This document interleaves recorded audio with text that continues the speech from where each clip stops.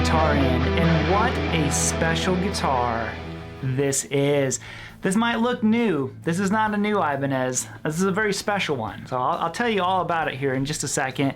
But this is 80s week. This is, I mean, just the perfect way. The cherry on top of 80s week is getting to show you guys this guitar. I had to get it. So if you haven't heard yet, I did just release my 80s guitar course. This has been a long time in the works. It's available a couple more days at 68% off. That's going to be linked down below for you. If you want to snag that, you can. Huge way to support the channel. That's all going to be linked down there below for you. We're giving away a Charvel Warren D Martini. That's also linked down below there. We got our 80s on all week long. Thank you to you guys for making it so special. And if you want to hang around, lots more 80s on the way, hit the subscribe button.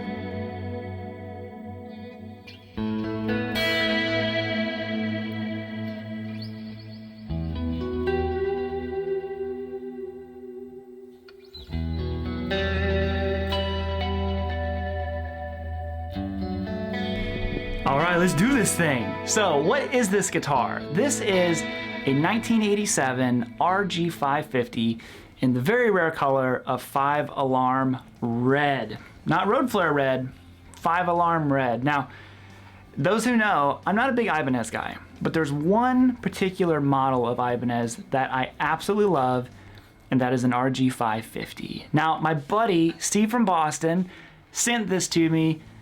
Steve, I owe you big time for this, because you could have snatched this guitar up.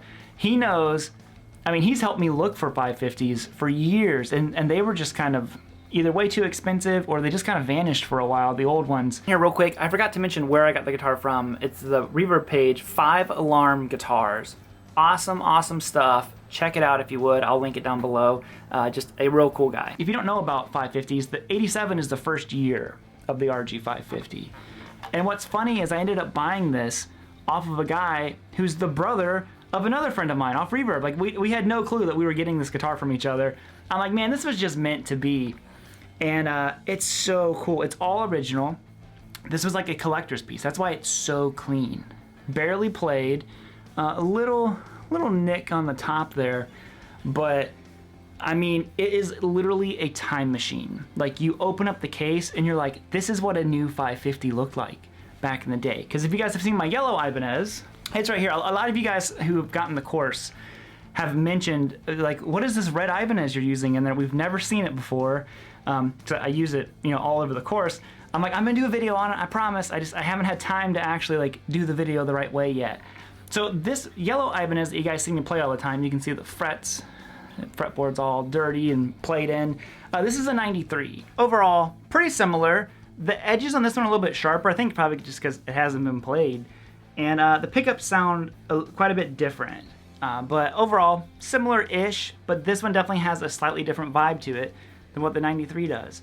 And I'm usually not a big fan of, you know, repeat styles of guitars, but man, I've wanted an 87 550 for... Steve can verify this. 8-9 years now at this point I've been talking about getting one, and the timing was right. I had a couple of guitars I could move on, the Jazzmaster and the other Esquire that I had.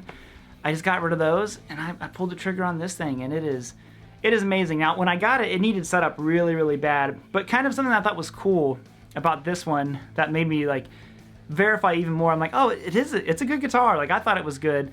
But I took it to Glazier's and had Nick do like a full setup on it and everything. And I dropped the strings for the first time to 9.5 instead of 10s. And I'm really liking the 9.5 gauge strings, so maybe that's a separate video down the line.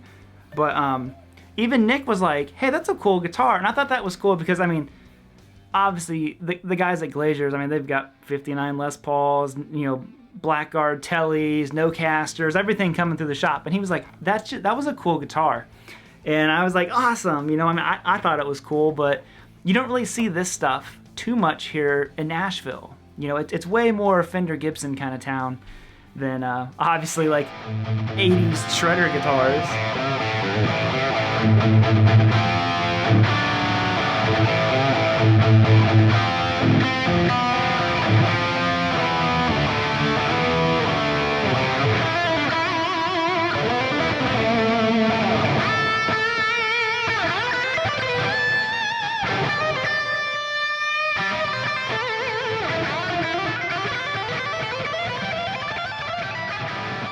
So there you have it. I wanted to show it. I know it's been popping up in some Instagram videos and all that stuff, but that's what this guitar is, man. A very, very cool, very clean 87 RG550. I love it, man. This thing has been so inspiring. One of the cool things about this 80s week that we've been doing is, for the first time in a long time, my fingers hurt. Because I've been playing so much guitar, writing so much. I'm just like, it's been a while since my fingers were sore. And I'm just like, just more confirmation. The 80s were the best. So much fun.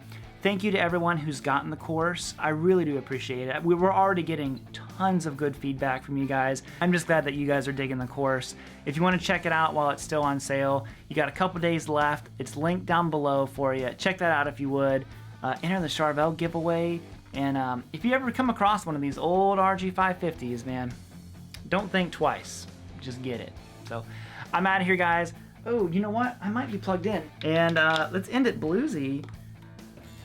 80s style. Do we just 80s stance this thing and get out of here?